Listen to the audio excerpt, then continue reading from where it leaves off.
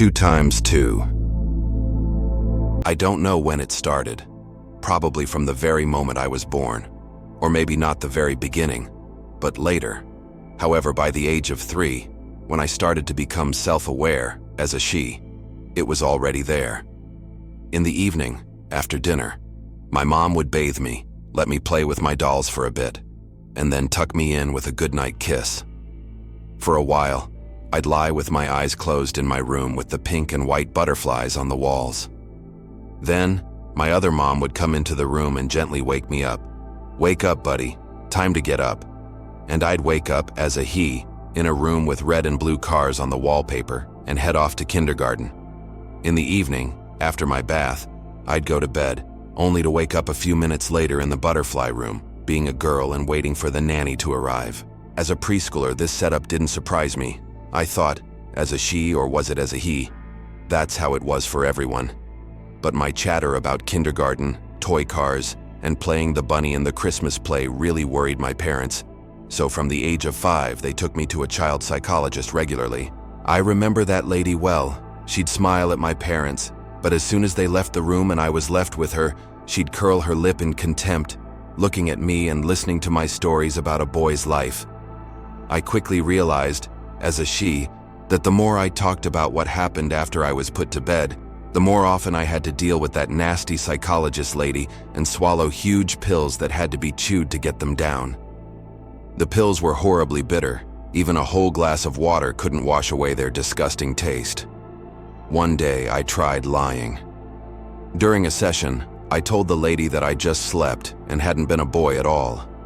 The joy everyone felt at this news shocked me, and I decided to keep my mouth shut from then on. My parents celebrated the progress in my treatment that same evening with a big, delicious cake. Then I was sent to bed, my other mom woke me up, and my other father and I went to a monster truck rally. By the way, I never talked, as a he, about my condition, because for a boy to admit he's sometimes a girl is incredibly shameful. Say it once, and there's no escaping the ridicule. That's how I lived and went to school, as a he-she, not overthinking the fact that my 2 worlds were completely different, everything from homework and classmates to the houses, the streets, and even the names of the city and country. Looking in the mirror, I saw, as a he-she, the same face. Well, sure, as a girl, I had long, fluffy light brown hair, and as a boy, I had a short buzz cut. But the rest, eyes, nose, ears, shape of the lips, was the same.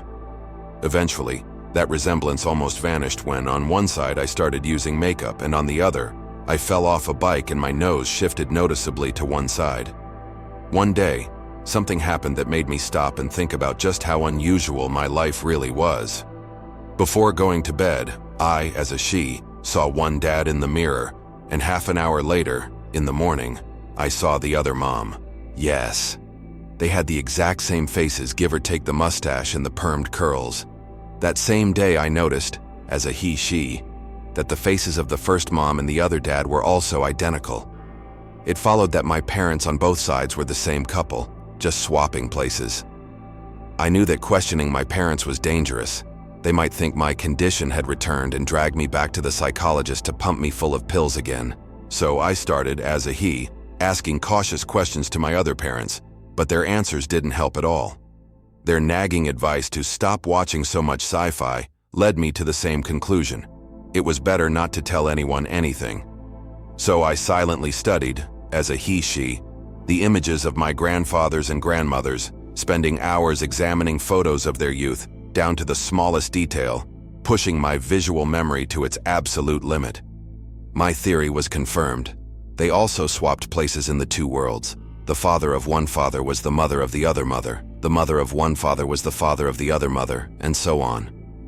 My discovery nearly drove me insane. I suffered, as a he-she, from a sharp sense of regret because I couldn't share my findings with anyone. But I had nowhere to go anyway, so I continued to lead my double life. Time went by. I graduated from high school, got my degrees, and worked in my chosen fields. In one world, I was a librarian, as a she, a sort of sublimation of my desire to find clear answers to hypothetical questions. In the other world, I became a programmer, as a he, developing video games. My thing was sudden reality shifts. By the way, I never managed to make as a he/she any close friends. I spent all my free time at home, either at the computer or with books. My existence suited me just fine in both versions. But then came the day that changed both my lives. I was working, as a she, in the reading room. There were only a few people. The only sound was the quiet rustle of paper pages. But then, a young man entered the hall. As he walked toward my desk out of years of trained habit, I studied his face. Messy black hair, bright blue eyes, a slightly upturned nose, and a tiny mole on his right cheek. More than anything, he reminded me of a character from a famous manga. The guy came up to my desk, said hello, and asked for a book. A rare book. One of the few books I'd read myself years ago with bated breath. The author was a serious psychology professor. His work covered split personalities, presence illusions, and other topics that fascinated me. Apparently, he was impressed that I produced the book in under a minute. He gave a grateful nod and a faint smile. He read until closing time. He took notes in a notebook, snapped photos of pages with his phone, and his lips moved as he read. I kept glancing at him and, strangely enough, it was as if he could feel it. He would thoughtfully catch my eye. In the evening, he returned the book with regret and left. That's how the workday went, or rather half of it, because in my other incarnation, as a he, I was set to act as a head judge at the regional gaming tournament, as the creator of the new game Royal Crown. It wasn't an overly complex fantasy game, just dragons and princes. It required the player to have the ability to instantly adapt to suddenly changing conditions and act based on whatever tools and items they had in their inventory. A lot of people dig that kind of stuff. The hall was packed. The crowd watched the monitors, let out collective gasps at what was happening on the screens. Among the players, a girl was taking a commanding lead. It seemed like she knew in advance exactly which reality she would drop into with every new move. She'd pick up a rock on a forest road and suddenly find herself on the roof of a train hurtling through a tunnel. She'd instantly brace herself and leap onto a neighboring train exiting the tunnel, grab a technical cable, and end up on the back of a flying three-headed dragon. Deftly dodging the beast's fangs, she'd slide down its tail, jump into a lake, surface, and, while fending off a pack of steppe wolves, climb a tall tree.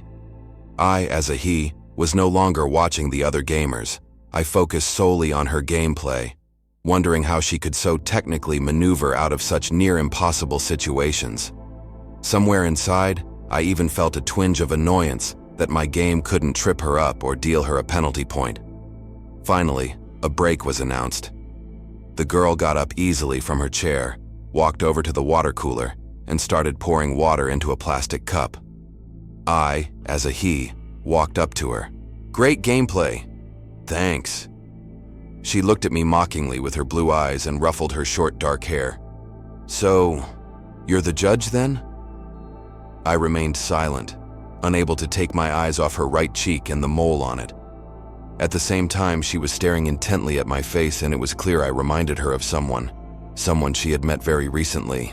I leaned into her ear and whispered, "Will you be coming back to the library?" She jolted as if she'd been hit by an electric shock, staring at me with those huge blue eyes, terrified.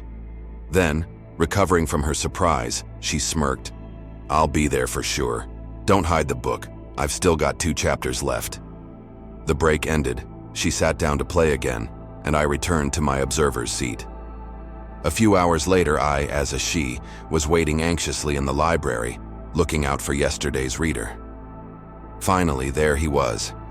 He walked up to the desk, smiled at me like an old friend, and as he took his book, he said, "Great game, by the way. A couple of times I almost hit a penalty, but I managed to wiggle out of it. Since then, we've always been together. Recently, our 3-year-old daughter told us a secret. She said that sometimes she's a boy, which is why she struggles in the toy store. She wants both the doll and the car.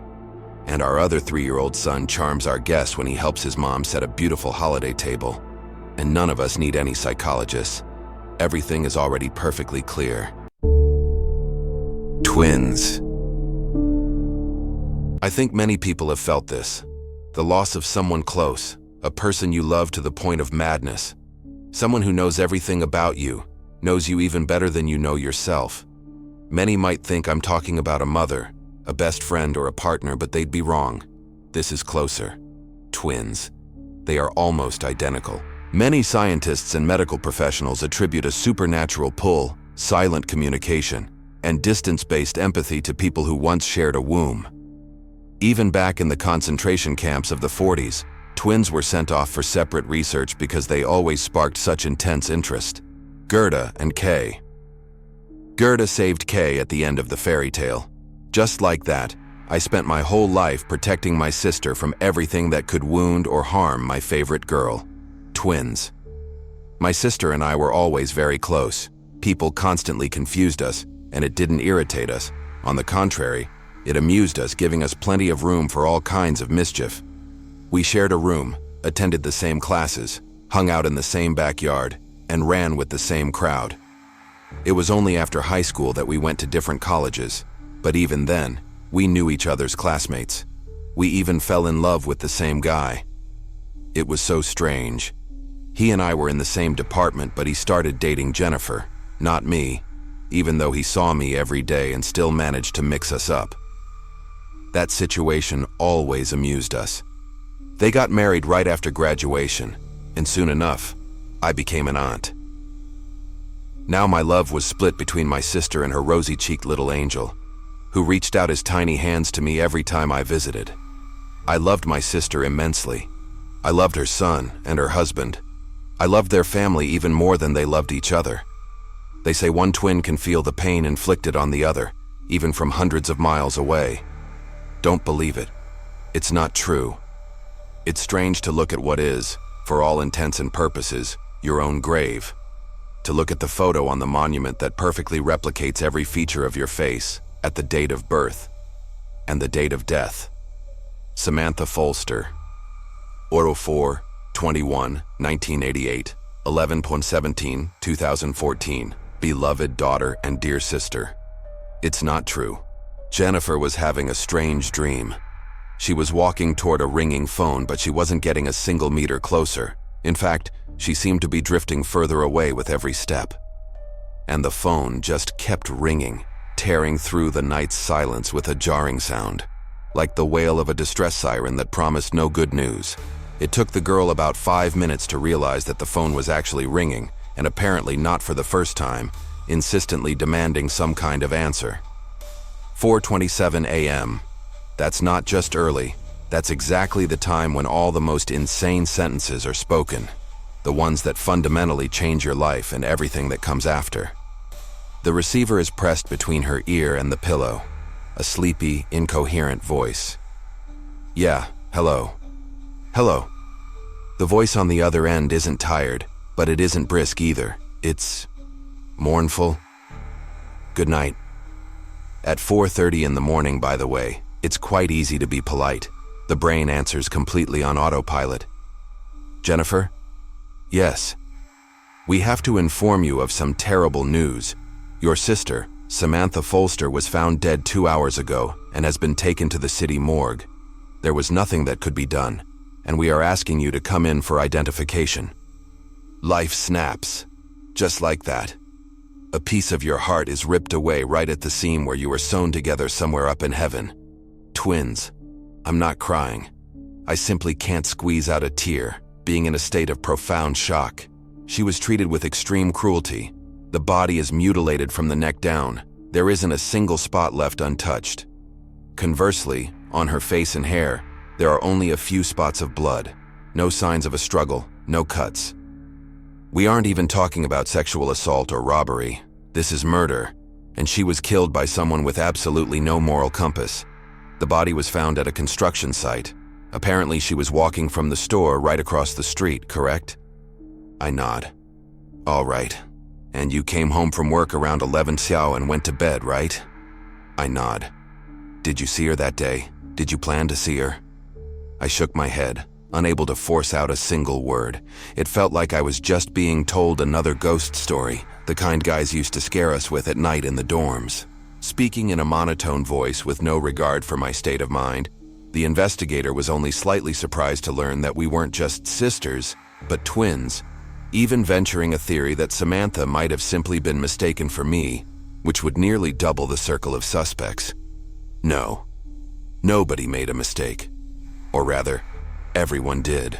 Just before the apartment entrance, I lit a cigarette. No tears. I just wanted to laugh.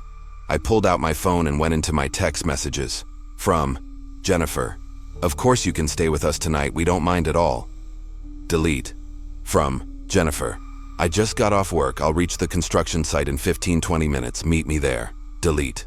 She will be buried in a grave with my name. Only a name distinguishes us. It's so funny. So funny. So funny.